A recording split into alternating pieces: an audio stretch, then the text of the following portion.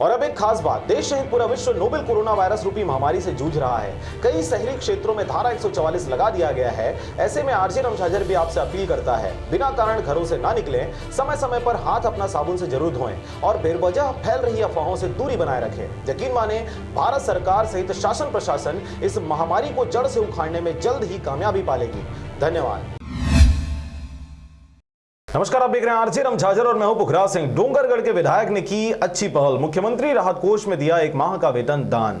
देखिए यह रिपोर्ट। राजनांदगांव जिला जो छत्तीसगढ़ की राजनीति का केंद्र बिंदु माना जाता है, राजनांदगांव जिले के छत्तीसगढ़ की धर्मनगरी डोंगरगढ़ स्थित है, जहां के विधायक भुवनेश्वर शोभाराम बघेल ने वर्तमान में देश में आई कोरोना वायरस नामक विपत्ति के चलते लागू किए गए लॉकडाउन के दौरान छत्तीसगढ़ के गरीबों एवं मजदूरों को राहत पहुंचाने हेतु सरकार द्वारा लिए गए निर्णय का समर्थन करते हुए छत्तीसगढ़ सरकार के मुख्यमंत्री राहत कोष में अपना योगदान देने के उद्देश्य से अपना 1 माह का वेतन देने का निर्णय लिया है। प्रधानमंत्री जी के राष्ट्र के नाम संदेश देने के तुरंत बाद विधायक भुवनेश्वर बघेल ने मुख्यमंत्री राहत कोष में अपने 1 माह का वेतन देने की घोषणा की। उनका यह निर्णय स्वागत योग्य है। आने वाले दिनों में निश्चित ही मुख्यमंत्री या प्रधानमंत्री जी के राहत कोष में सहयोग करने वाले लोग जरूर आएंगे। इनके अलावा छत्तीसगढ़ के सभी जिम्मेदार पदों पर आसीन जनप्रतिनिधियों तथा अधिकारियों को भी मुख्यमंत्री एवं प्रधानमंत्री राहत कोष में अपना योगदान देना चाहिए, ताकि अधिक से अधिक लोग तक सहायता पहुंचाई जा सके और विपत्ति के दौर से लड़ने में सभी देशवासी अपने स्तर पर आवश्यक सहयोग प्रदान कर सकें। राजनांदगांव से पारसमणि भारती के साथ अजय साहू की रिपोर्ट, आरजे रमझाझर।